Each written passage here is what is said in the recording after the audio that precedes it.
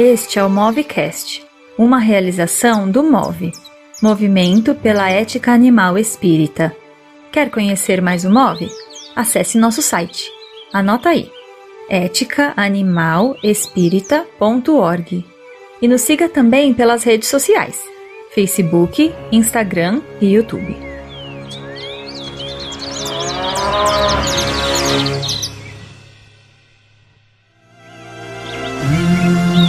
Os peixes e os bichos da água,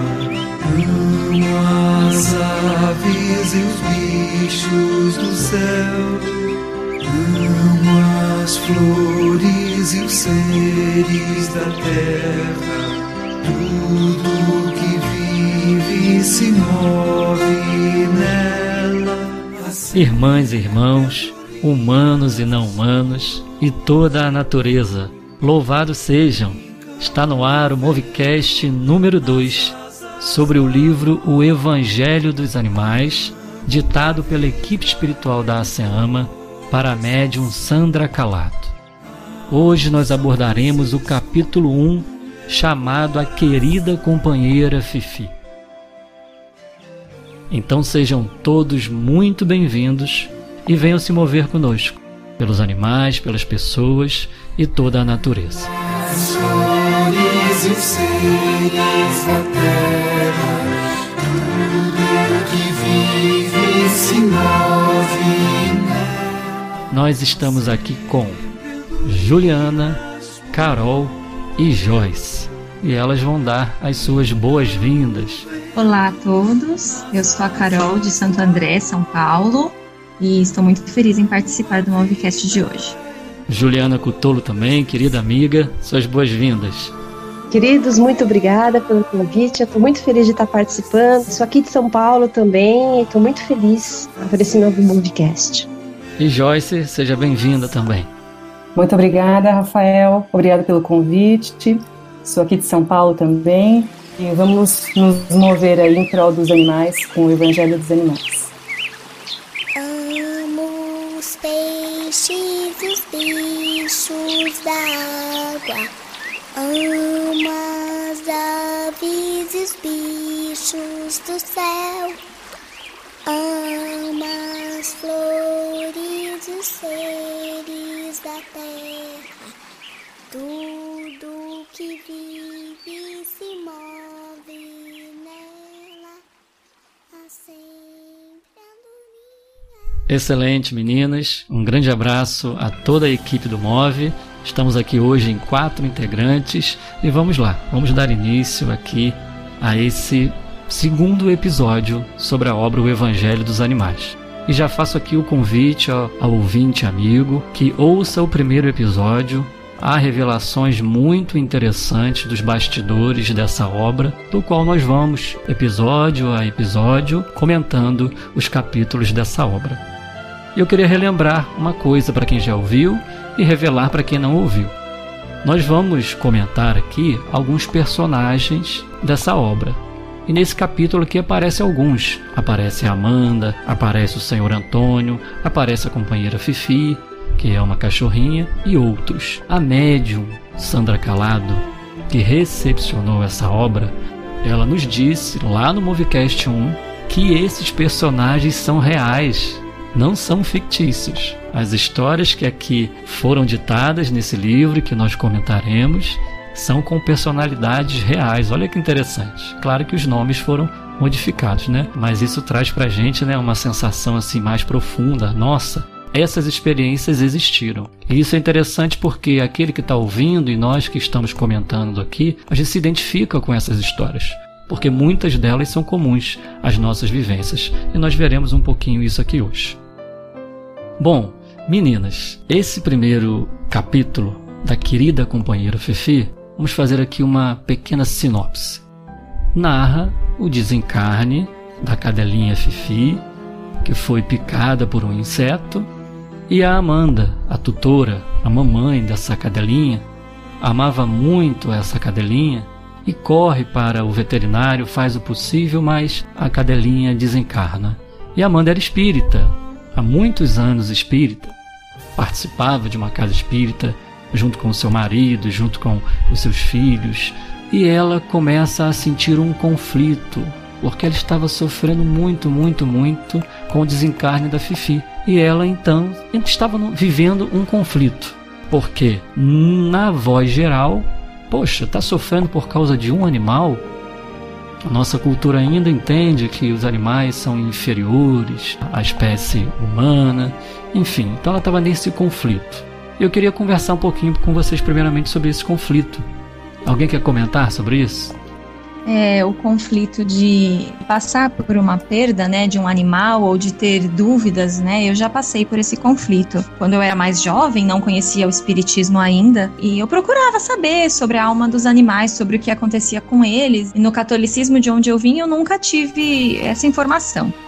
E uma vez eu fui conversar com uma colega minha, que era de uma outra religião, aí eu também perguntei para ela. Ela era muito versada na Bíblia, e eu imaginei, se tiver alguma coisa na Bíblia, ela sabe. E ela também comentou que, de acordo com a crença deles, nada acontecia com os animais. Eles simplesmente deixavam de existir. E para mim era muito frustrante. Eu também sentia, como a Amanda do livro, que aquilo no fundo do meu coração não fazia sentido. Eu também queria, assim, até dentro do conjunto do capítulo, eu acho que a gente acaba sentindo essa diferença realmente com relação às interpretações das variadas religiões, mas eu acho que o que é interessante aqui para nós é como às vezes é cobrado do espírita, né? Como no caso da Amanda, a personagem do livro, também foi cobrado dela, de uma certa forma, uma postura espírita diante do desencarne.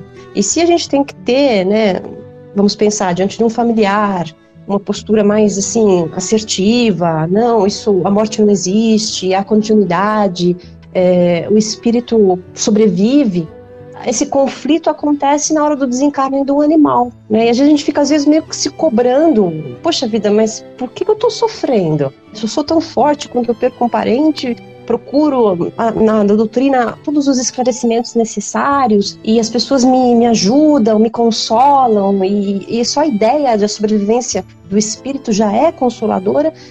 Por que às vezes eu me permito chorar pela morte, pela perda, entre aspas, de um animal, né? Isso acaba gerando um pouco de dificuldade até mesmo no meio espírita. E eu falo por mim porque a gente acaba se cobrando. Eu cheguei uma vez a pensar até, nossa, eu acabei chorando mais pela perda de um cachorro do que por aquela parenta, né? E aí eu falei, caramba, mas que coisa é essa, né? Eu acho que é um pouco nisso, desse conflito que a gente pode até começar a pensar por aí também. Verdade, Ju. E aqui tem um diferencial também, em se tratando do desencarne de um animal não humano, porque no caso, a Amanda, ela havia aprendido que a alma do animal era diferente da alma humana.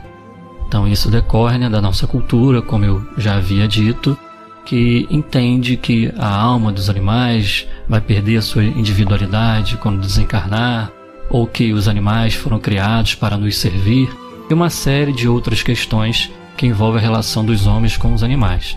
Então há um tempero nesse conflito, não só em relação à sensibilidade ou insensibilidade, por sermos espíritas, conhecermos a imortalidade da alma, com o desencarne de um parente, mas de um animal não humano, que já carrega essa carga de inferioridade, né? Então, nesse conflito está envolvido também essa questão, que é uma questão que a gente, enquanto coletividade, enquanto individualidade, e nós, enquanto MOVE, o Movimento pela Ética Animal Espírita, estamos tentando superar, né, essa cultura antropocêntrica e especista que inferioriza, subalterniza os seres não humanos. Então, ela sentiu, né? Poxa, eu aprendi que essa alminha é inferior à alma humana. E por que eu estou sofrendo tanto, então? E tem essa coisa também, né, Rafael, que a impressão que ela tinha e o que foi dito de uma certa forma para ela, de que ela talvez não tornasse a ver mais a Fifi. Exatamente. Isso causa uma dor profunda se for entendido dessa forma, como você está colocando aí. É profundo isso, porque como assim eu não vou ver mais esse ser amado? E a Amanda, então, ela busca o Evangelho segundo o Espiritismo para consolar a sua dor, para encontrar ali palavras de fortalecimento, e ela encontra aquele texto maravilhoso do Cristo: vinde a mim todos vós que estáis aflitos e sobrecarregados.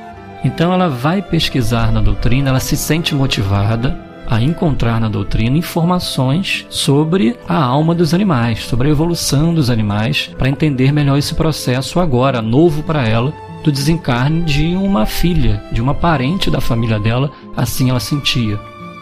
Então ela vai se deparar com uma realidade, infelizmente, ainda comum no nosso meio espírita. Eu conheço pessoas que já passaram por situações assim, que nós vamos narrar aqui. Alguns de vocês já me disseram que passaram por situações assim também, quais sejam. Então ela vai buscar em confrades espíritas, na casa espírita dela, companheiros que ajudem ela a consolar essa dor e a entender a evolução dos animais. E o que acontece? Ela, na verdade, não encontra o consolo.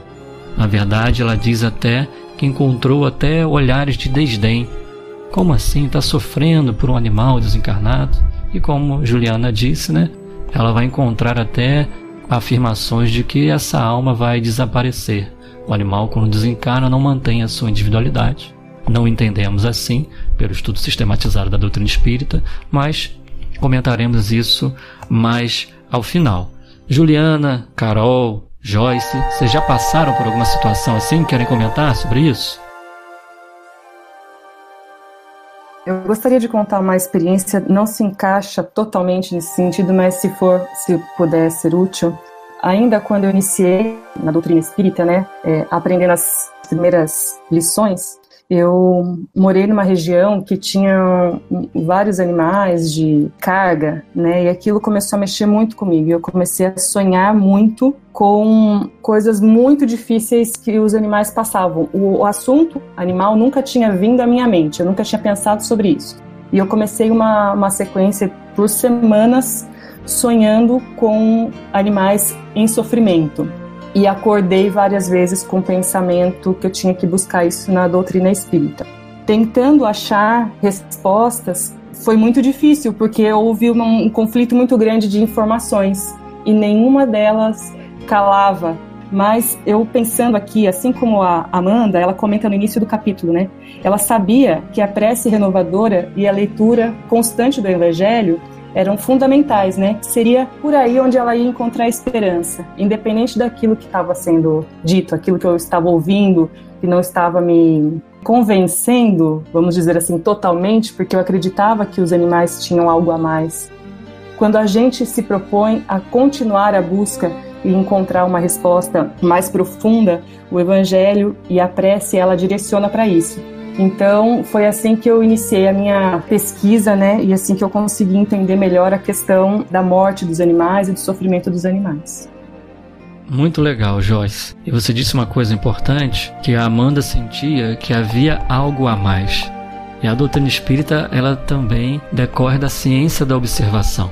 Então, quem convive com o animalzinho sabe que há algo a mais ali naquela figura, naquela personalidade. Então a gente só pela ciência da observação, pela sensibilidade de perceber que cada animalzinho, a gente pode ter 5, 10, 15 convivendo conosco, a gente vai perceber que cada um é um, cada um reage de uma forma, cada um cria uma estratégia diferente para pedir o seu alimento, para beber a sua água, para reclamar de alguma coisa, para pedir algo. Então, pela ciência da observação, pela convivência, a gente percebe que há algo a mais.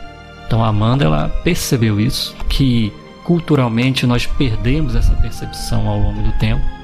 Por isso que muitas vezes a gente tem que explicar, aprofundar, escrever, estudar muito para tirar essas camadas que foram nos dessensibilizando a essa percepção óbvia, clara da espiritualidade dos animais, né? Vamos dizer assim.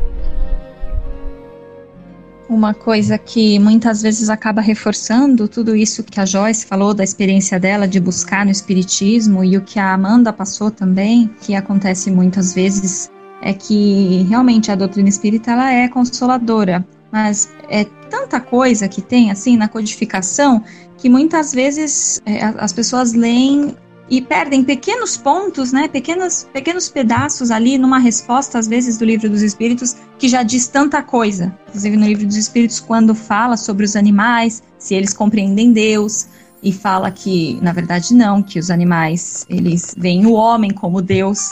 Então, às vezes, as pessoas acabam focando num lado e perdem pequenos pedacinhos que também estão por ali, né? E que nos levariam a essa sensibilização, né? Muitas vezes esses detalhes passam desapercebidos. Talvez esse seja um motivo também que faz com que essas coisas aconteçam. É verdade, Carol.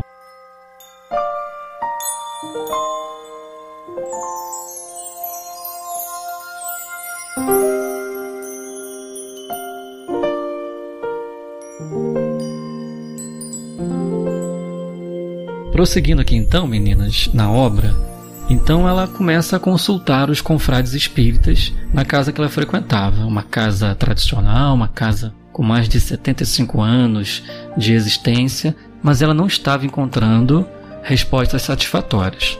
E como dissemos, né, também olhares de desdém pelo sofrimento profundo que ela estava passando. E até que então, passando por uma parte importante aqui desse livro, talvez a questão central, ela se depara com o Sr. Antônio. O Sr. Antônio era um escritor espírita, expositor, muito respeitado na região onde havia essa casa espírita que a Amanda frequentava. Então ela se abre com o Sr. Antônio, faz um atendimento fraterno com o Sr. Antônio. O Sr. Antônio é reconhecido como uma pessoa caridosa, acolhedora, e ela conta todo o enredo, todo o acontecido, a Fifi brincando no quintal, um animalzinho, um inseto picou a Fifi, eles correram para o veterinário, enfim, todo momento doloroso. E depois dela narrar tudo isso, chorar rios de lágrimas, então o Sr. Antônio, aquela alma caridosa, sensível, carinhosa, levantou os olhos e o livro diz assim: haviam desaparecido a compaixão e a caridade de seus olhos. Agora, embora ainda próximo de Amanda e segurando suas mãos, ele a olhava como se tivesse lhe contado algo fútil. Olha só, né? Ela abriu o coraçãozinho dela, chorou demais, aguardando ali algum acolhimento, mas como se tratava de um animal, seu Antônio achou que era algo fútil. E a partir daí, seu Antônio vai dizer algumas coisas, afirmar algumas coisas que ele entendem, né, de acordo com os estudos dele da doutrina espírita, que nós discordamos. Mas a gente vai comentar isso daqui a pouco. Eu já ouvi vários casos assim, infelizmente, né, de pessoas que buscaram esse consolo e também foram recebidas assim por pessoas queridas, mas que, em se tratando de animais, não tinham essa sensibilidade. Eu acho que, de uma certa forma, a gente acaba vivenciando isso de diversas maneiras. Você, por exemplo, pode ter alguém, um familiar doente na família, e pode levar o nome até o seu centro, pedir orações, vibrações. Mas nem sempre isso acontece, depende muito da conduta do centro e como ele acolhe a questão da ética animal espírita. Você levar o nome do seu animalzinho para que haja uma vibração também em prol dele.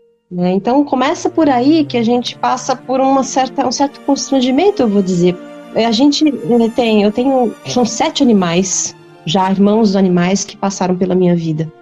Então quando você chega num ponto aí que você falou muito claro, que você observa as diferenças de comportamento, as formas de comunicar e como a personalidade se afirma em coisas positivas e às vezes coisas mais complicadas que você precisa educar, é que a gente reconhece realmente o nosso papel de, vamos colocar entre aspas aí, deuses dos animais, né?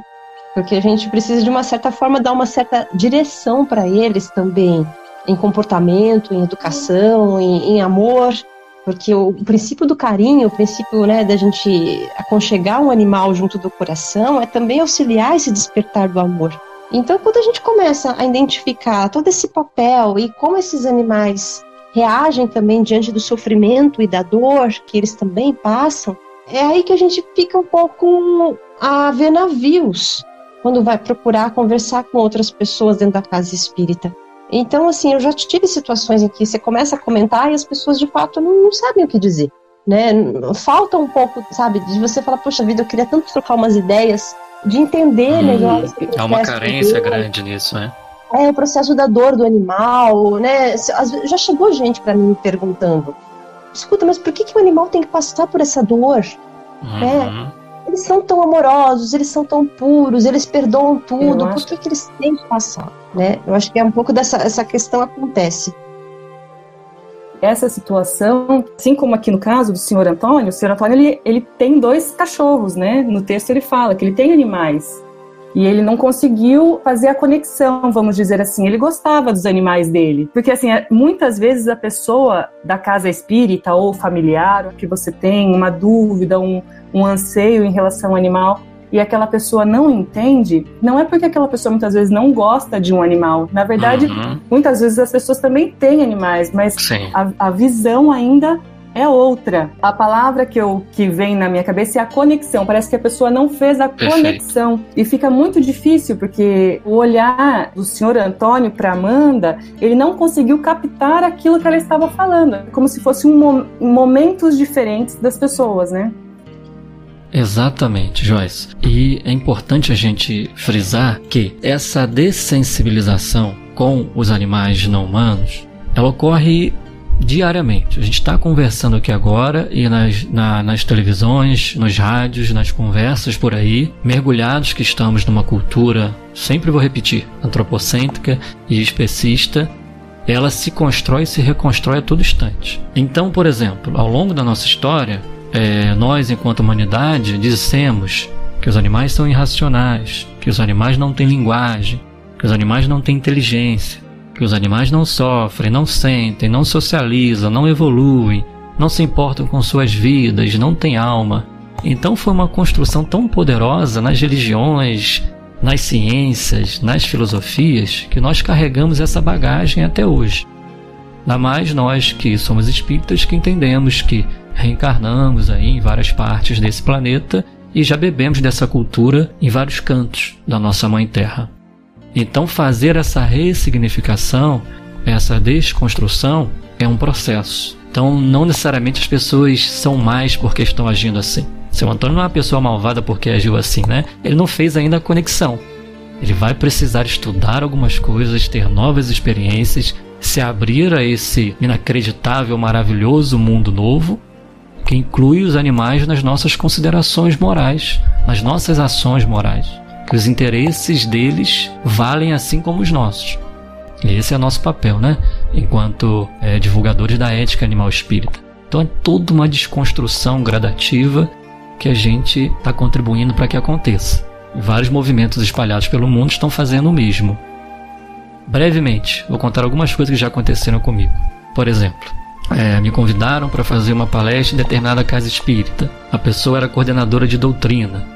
Então essa pessoa me convidou e, Rafael, fala sobre o tema vegetarianismo, animais. Falei, ok. Aquilo rachou a casa espírita. A pessoa saiu da casa espírita. A diretoria brigou com ela, conversaram, reuniões, enfim. A pessoa pediu para sair da casa espírita. E eu só soube disso quase 2 anos depois. Uma vez fui convidado para fazer uma entrevista com uma mocidade de uma casa espírita. E a mocidade pediu para falar de veganismo. Então convidaram o Rafael. E a apresentadora não conhecia nada de veganismo e tinha essa dessensibilização em relação aos animais. 2 dias antes da entrevista, ela me liga. Olha, eu prefiro que você não fale desse tema. Prefiro que você fale de outro tema. Enfim, acabou que a entrevista não aconteceu. Uma outra oportunidade. Me convidaram para fazer uma palestra em outra casa espírita. Aí, Rafael, pode escolher um tema. Eu falei, tá bom, gostaria de falar dos animais e espiritismo. Aí o dirigente da casa falou assim, não, fala sobre um tema que tem a ver com o evangelho. Ou seja, né, o evangelho não é para os animais. Então, assim, a gente convive com essa dessensibilização, né? E aos poucos as pessoas estão fazendo a conexão e despertando para esse admirável mundo novo. E a gente tem que ter muita compaixão, muita serenidade, muita amizade para lidar com essas questões, para não brigarmos, né? E criarmos aí empecilhos para que o amor transborde entre nós. Eu acho que você colocou um ponto bastante importante, Rafael, que é o seguinte: a gente tem nas nossas lidas aí doutrinárias estudos profundos, fazemos assim raciocínios elaborados, a gente destrincha a obra, discute cursos infindáveis. E a questão nossa, que a Joyce bem colocou, é de conexão, ou seja, passa por um nível de percepção que muitas vezes é além do racional, né? E a gente está talvez aí observando um aspecto dessa dessensibilização que você está colocando, porque nós estamos assim eclodindo em raciocínios, e onde está realmente a percepção nossa da criação, da manifestação de Deus em todas as criaturas, né? Então eu acho que talvez tenha algo a se refletir também nesse aspecto. E que compõe a base doutrinária, que você disse está na base espírita, desde o seu nascedouro na codificação. E a gente, né, enquanto MOVE, está dando visibilidade, né? Outros companheiros fazem isso também. A gente chegou há pouco tempo fazendo isso, e a gente vê, né, quantas informações a espiritualidade maior trouxe para a gente a favor dessa percepção de que somos todos uma família universal e que para Deus não há privilégio de espécies. Exatamente, quer dizer, é base doutrinária, né? E qual será que foi o momento em que houve essa desconexão nossa? E que a gente agora está buscando reafirmar, talvez até mesmo como que você está colocando, uma comunicação não violenta, né? Uma forma de acolhimento do outro, inclusive, quando ele se coloca dentro de uma postura um pouco desconectada ou um pouco, sei lá, precavida com relação ao tema que você propõe abordar numa palestra, por exemplo. Né? Como a gente reage a isso, na verdade, é agindo com esse amor, com essa percepção do outro, a mesma que a gente está tentando buscar com relação aos nossos irmãos animais. Exatamente. Como diz um amigo meu, onde foi que a carroça desgringolou? Vou ler mais uma parte aqui do comentário do seu Antônio. Ele disse assim: Amanda, por que tudo isso? Tratava-se apenas de um animal. Olha só, né? Entendo que sinta a falta de sua cachorrinha. Entendo que a amasse. Mas você está reagindo como se fosse alguém de sua família. Mas é da minha família universal, né?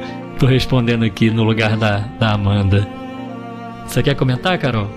Sim, é muito curiosa essa questão de como a sociedade, ela realmente vê os animais de uma forma muito antropocêntrica. E como a Ju comentou, a gente não sabe onde começou essa interpretação, mas com certeza faz muito tempo, porque inclusive no Livro dos Espíritos, na questão 595, fala, né, os espíritos respondem que não são simples máquinas como supondes. E realmente, essa visão do seu Antônio, né, a gente sente pela Amanda, né, assim, que absurdo de ele fazer um comentário desses, mas eu acho que também passa pela questão muito importante também de, por mais que a gente tenha admiração por pessoas no meio espírita, né, isso também está na base da doutrina, de questionarmos também, não é? Então ele era um trabalhador exemplar, expositor, palestrante, tinha uma coluna na revista, mas nesse assunto ele não chegou a se aprofundar nos estudos. Isso e acabou mesmo passando uma informação ali de que como se fosse alguém da família, né? Então acho que passa também o que você comentou de nós sempre termos em mente que ninguém é perfeito, então cada um vai ter ali, né, um ramo dentro do espiritismo que vai acabar se aprofundando. E o seu Antônio teve essa infelicidade de fazer esse comentário, né? Bem lembrado, Carol, muito bem lembrado. E uma coisa assim que eu acho que serve como um sininho assim na nossa mente para a gente realmente buscar a mensagem original, né? E não simplesmente as palavras de alguém que a gente admira, de algum expositor. Deus é soberanamente justo e bom. Então, acho que tudo aquilo que a gente ouve e que parece não condizer com um Deus bom, parece uma coisa injusta, parece uma coisa errada, parece uma coisa não consoladora, né? Eu acho que é um sininho que bate na nossa cabeça pra gente tentar investigar, mas será que é isso mesmo? Não parece condizer com o Deus bom que eu imagino, né? Como essa questão dos animais. E óbvio que a gente também tem que ter em mente que muitas coisas que parecem imperfeitas aos nossos olhos são perfeitas num contexto que muitas vezes a gente não consegue enxergar, que o imperfeito está contido no perfeito. Inclusive, no próprio Livro dos Espíritos fala sobre essa questão de que tudo se encadeia na natureza. E por mais que a gente ainda não possa compreender todos esses processos, fala que somente quando o homem conseguir desenvolver a sua inteligência, que a sua inteligência tiver atingido todo o seu desenvolvimento, somente quando o homem for libertado dos preconceitos, do orgulho, da ignorância, é que vai poder ver claramente a obra de Deus, né? E fala que até lá as ideias limitadas do homem lhe farão ver as coisas de um ponto de vista mesquinho e acanhado. Questão 604 do Livro dos Espíritos. Então isso mostra realmente que, assim, se aquilo tá esquisito, tá fazendo a gente se sentir, nossa, mas não é isso que eu vejo pelas minhas observações, pela minha vivência, né? Então talvez realmente tenha muito mais ali naquela questão, que talvez a gente consiga compreender indo a fundo, lendo, investigando, ou talvez esteja indo um pouco além do que possamos compreender na nossa pequenez, né? Verdade, Carol.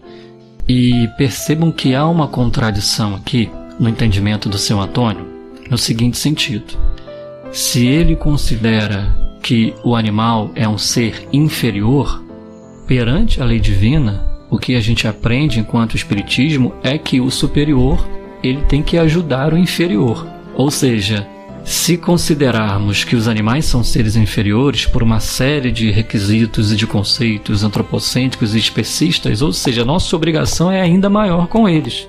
Porque, como sabemos, né, os animais são os seres, as crianças espirituais desse planeta. São os nossos irmãos menores em idade evolutiva. Então, mesmo usando esse critério antropocêntrico e especista que inferioriza os animais não humanos, isso me daria maior responsabilidade para com a vida deles, para com o amparo a eles, para com a caridade a eles, não é verdade? Então por aí mesmo a gente já vê que há uma contradição. Tem uma página do Emmanuel linda chamada Nós Devemos, no livro Levantar e Seguir, psicografado por Chico Xavier. Lá Emmanuel deixa claro que aquele que sabe é devedor daquele que ignora, ou seja, o superior que adquiriu alguma coisa, ele é devedor daquele que ainda não adquiriu. Então, se o animal não humano não ainda adquiriu determinados atributos que os humanos já adquiriram, perante a lei divina, eles são credores da humanidade, e a humanidade é devedor deles. Olha só, né? A lógica de Deus não é a lógica humana, né? Com certeza. É interessante pensar, parece que não se fala muito sobre a evolução anímica, né? Se você pensar na evolução do espírito, que é um assunto teoricamente bem trabalhado, tem tudo a ver você ser caridoso, ser amoroso, você oferecer o melhor de você para os irmãos animais, né? E conversando no dia a dia, a gente percebe que as pessoas não fazem essa análise. O que é o animal? Bom, fica interessante a gente pensar na questão da evolução anímica, que é uma sucessão, né? É uma evolução constante. Os minerais, as plantas, os animais, o ser humano, os anjos. E não dá para entender em que ponto que, principalmente, o irmão espírita não consegue enxergar o animal com o amor e a responsabilidade que o humano tem para com o animal. Também é uma questão que parece que não condiz, né? Não condiz pelo raciocínio lógico do conhecimento espírita, né? Exatamente, Joyce. A trajetória espiritual dos seres, né, que é essa evolução anímica, demonstra pra gente, e esse conhecimento é extremamente necessário, como você disse, que a fase animal é uma breve etapa dessa jornada. É uma das etapas dessa grande trajetória do ser espiritual. E conhecer isso é conhecer a nós mesmos. Então, o seu comentário é muito pertinente. A gente precisa conhecer a nossa trajetória evolutiva. Então, voltando aqui a seu Antônio, agora que a gente vai entrar numa parte aqui importante. Porque o seu Antônio começa a fazer afirmações doutrinárias para justificar os seus argumentos. Então, a Amanda respondeu para ele, né? Mas Fifi era parte da família, ela era como minha filha. Aí seu Antônio diz: Amanda, por Deus, isto que você disse não tem cabimento. Aí a gente avança um pouquinho no texto, ele vai começar a entrar em algumas justificativas. Aí ele diz para ela: é preciso acordar a própria memória para os ensinamentos da codificação. Fifi ainda nem era um espírito. Olha só, hein? Aqui que está um ponto importante. Fifi ainda nem era espírito. E ele vai pedir que ela leia a questão 607A de O Livro dos Espíritos, entendendo ele que ali confirma que os animais não humanos, ao desencarnar, vão compor uma alma-grupo, ou seja, vão perder a sua individualidade, não vão conservá-la no mundo espiritual E, portanto, Amanda está equivocada em guardar qualquer sentimento ali de reaver o seu animalzinho ou ficar demorando-se nesse sofrimento por ela. Que consolo, né, meninas? Imagina como é que ficou a Amanda, né? É interessante, na verdade, acaba sendo até angustiante você conviver com o ser e saber todas as características que ele tem, todos os detalhes, os gostos, as reações, e imaginar que depois do desencarne ele vai perder tudo isso, né? Vai desaparecer. Vai né? desaparecer. Uhum. Isso, pelo menos a mim, não traz consolo. É uma sensação de que não que se justifique nada em termos assim de você tratar mal um animal, mas não é motivador também. Eu já vi muitas pessoas argumentando a questão da alma-grupo para justificar o porquê que ele não tem uma conduta diferente com o animal. Então, acaba que parece que é só isso daqui. E é triste, né? Sim, Joyce, é verdade. Eu não sei o que vocês pensam, meninas, dessa questão da alma-grupo, mas deixa eu comentar uma coisa antes aqui, que o seu Antônio, ele diz assim: animais têm princípio inteligente e o homem é que tem espírito. E mais, estudando a doutrina, concluímos que os animais pertencem a uma alma-grupo. Esse comentário dele que a gente precisa comentar aqui, que ele fala aqui duas coisas importantes. Um que, repito, os animais têm princípio inteligente e o homem é um espírito com E maiúsculo.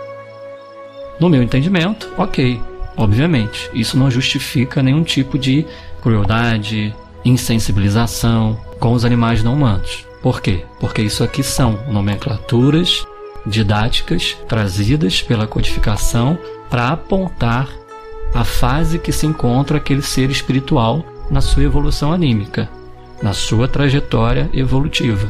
Os atributos de cada fase, que são desenvolvidos pelo ser espiritual, não deveriam diminuir a nossa capacidade de amá-los e de respeitá-los e de cuidá-los, de ampará-los. Esses critérios não podem se confundir, né? Então, assim, André Luiz, Joana de Ângeles, Caibar Schutter, Gabriel Delane, Ernesto Bozano, eles são assim quase unânimes em falar que sim, os reinos anteriores à humanidade, as fases anteriores à fase de humanidade, eles chamam de princípio inteligente, como o seu Antônio afirmou aqui. E na fase de humanidade, por questão didática também, Kardec lá na codificação e os espíritos chamam os espíritos em fase de humanidade de espírito com E maiúsculo. Então aqui ele tem razão, só que ele usou esse argumento para dizer que eles vão desaparecer, que eles vão virar uma alma-grupo, né? Como a gente está comentando aqui. E não é por aí, ele usou de uma informação correta, mas para justificar uma coisa que eu considero incorreta. Então, Rafael, eu fui inclusive pesquisar, né, no Livro dos Espíritos, porque realmente essa questão do princípio inteligente do espírito com E maiúsculo, realmente é falado sobre isso no Livro dos Espíritos. Mas assim que o seu Antônio comenta isso, ele fala realmente, né, eu acho que o problema é a interpretação que ele faz da alma-grupo, porque ele fala assim, que ela volta para essa espécie de alma coletiva que só se tornará individual quando chegar à fase de ser humano. E que a Vivi desaparece, né, no meio dessa alma-grupo que absorveria então todas as almas dos animais. Mas olha só como é curioso, né? A pergunta 598 do Livro dos Espíritos é exatamente essa. A alma dos animais conserva, após a morte, sua individualidade e a consciência de si mesma? E fala, sua individualidade sim, mas não a consciência de si mesma. Ou seja, então conserva a individualidade. Uhum. Só por aí já quer dizer que conserva a sua individualidade, né? E tem uma questão aqui no Livro dos Espíritos que fala que ela se individualiza pouco a pouco, aqui a 607A. 607A, justamente aqui, seu Antônio cita aqui. Com todo respeito, né, a todos os companheiros e companheiras que entendem pela legitimidade da alma-grupo, eu não concordo com esse conceito. Mas eu acho que eles se complementam. O conceito da manutenção da individualidade com o conceito da alma-grupo, eu acho que eles podem caminhar juntos. Vou citar, por exemplo, um comentário da querida Irvênia Prada, né, médica veterinária, E no livro dela, A Questão Espiritual dos Animais, que a gente recomenda muito que todos estudem, que façam o curso gratuito que está sendo disponibilizado pela AME São Paulo, ela faz um comentário muito interessante sobre isso, que eu quero ler aqui para vocês.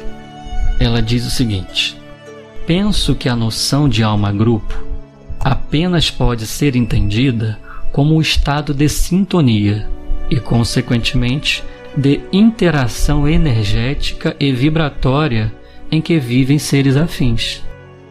Ou seja, nesse sentido, eles são individualidades, mas que se afinizam, se sintonizam por uma questão, por uma interação energética vibratória.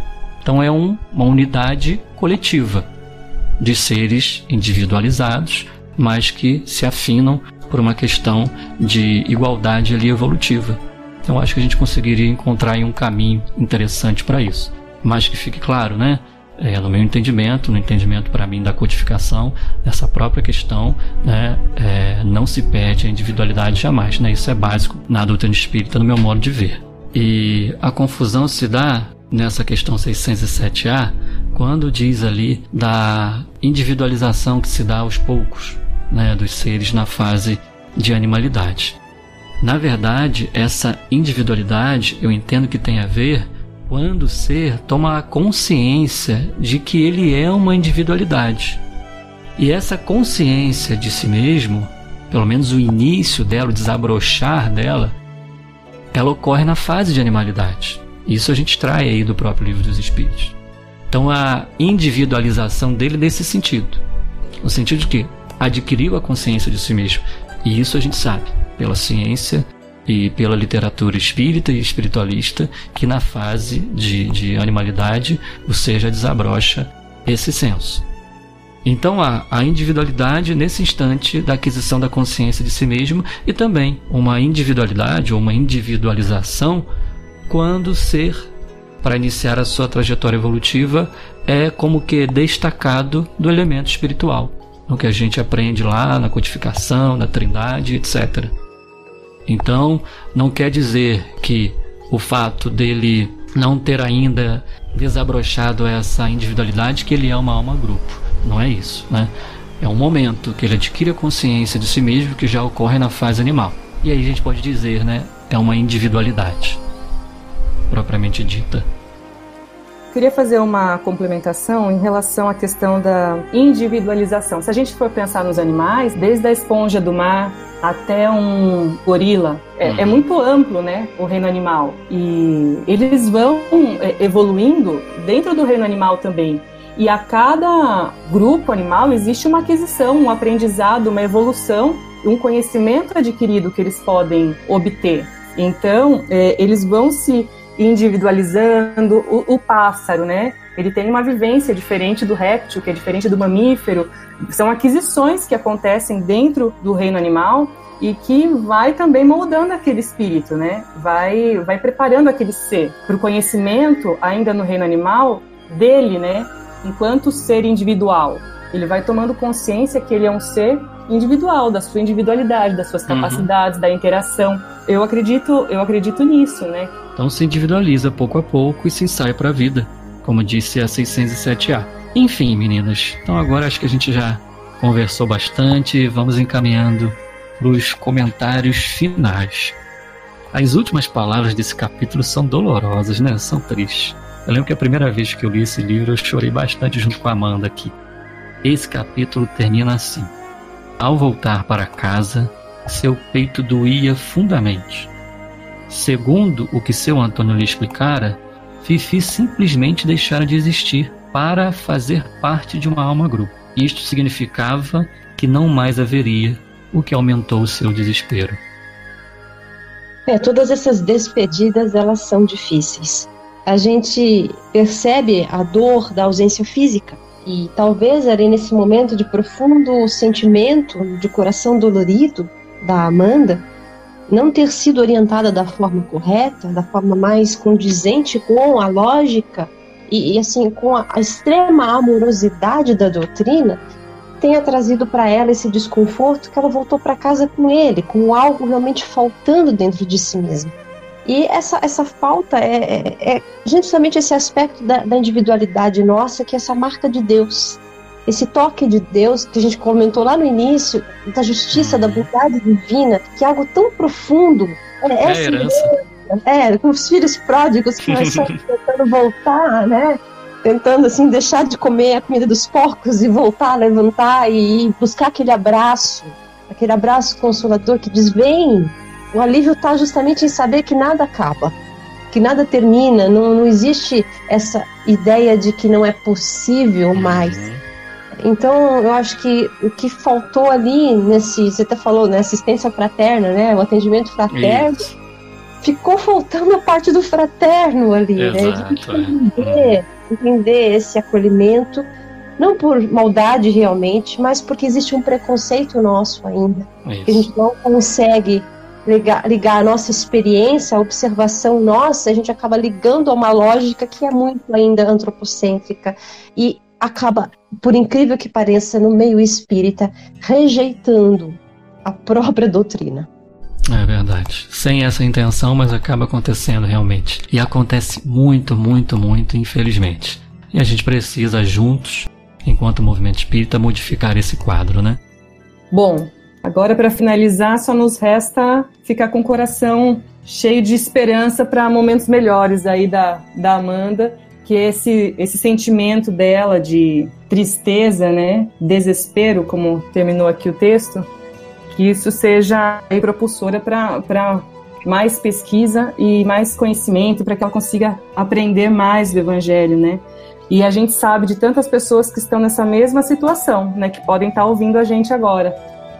Bom, eu gostaria só de deixar um raciocínio, né? Porque realmente é muito triste quando o capítulo termina dessa forma, com a Amanda sentindo um desespero, uma dor física mesmo, falar que o peito dela doía fisicamente, de pensar que ela não veria mais aquele ser que ela amava tanto, que é realmente como a Joyce comentou, que esperamos aí que ela realmente utilize nos próximos capítulos essa situação ruim pela qual ela passou como um incentivo para ela buscar pesquisar, né, procurar entender isso da doutrina espírita, porque no fundo a gente sabe que tem diversas obras que mencionam isso e que vão trazer um consolo muito grande a ela. E eu gosto muito do raciocínio seguinte, isso eu acho que para tudo, né, que nos incomoda, que nos deixa triste, quando a gente não compreende uma coisa, eu gosto de pensar assim, que é como se nós fôssemos, né, com relação a Deus, aos espíritos superiores, como se nós fôssemos os animais mesmo, né? Então,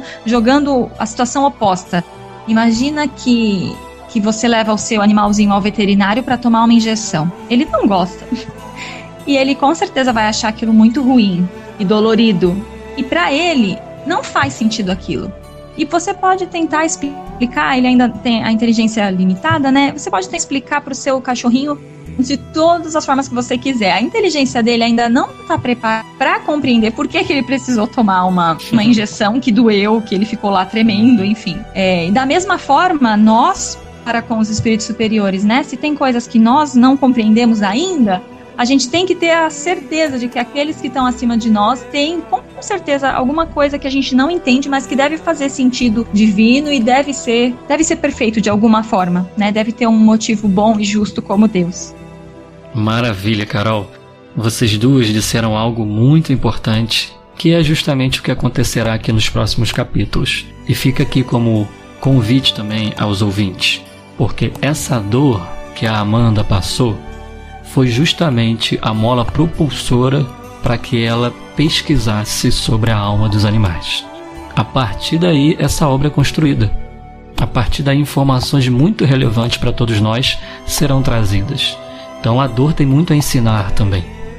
Então, ela certamente perdoou essa insensibilidade, e assim a gente aprende com as lições de Jesus, de perdoar sempre, e dessa experiência de dor, desse limão, ela fez a limonada. Ela adquiriu um conhecimento vasto sobre a evolução anímica e outras questões que se revelaram para ela nessa pesquisa. Então você que está nos ouvindo, se está passando por uma situação dessa, se passou por uma situação dessa, calma, vá pesquisar, perdoa teu irmão e segue para adiante. Tenho certeza que vai te ajudar muito a encontrar novos horizontes evolutivos.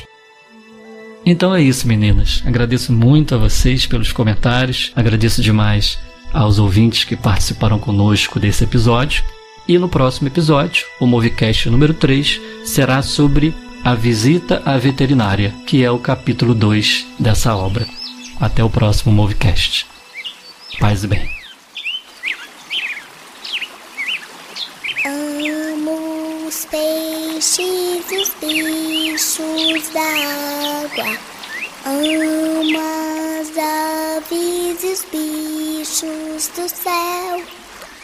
Amo as flores e os seres da terra. Tudo que vive se move nela, há sempre. Você ouviu o Movicast, uma produção do MOVE, Movimento pela Ética Animal Espírita. Quer conhecer mais o MOVE? Acesse nosso site. Anota aí, eticaanimalespírita.org. E nos siga também pelas redes sociais, Facebook, Instagram e YouTube. E venha se mover conosco, pelos animais, pelas pessoas e por toda a natureza.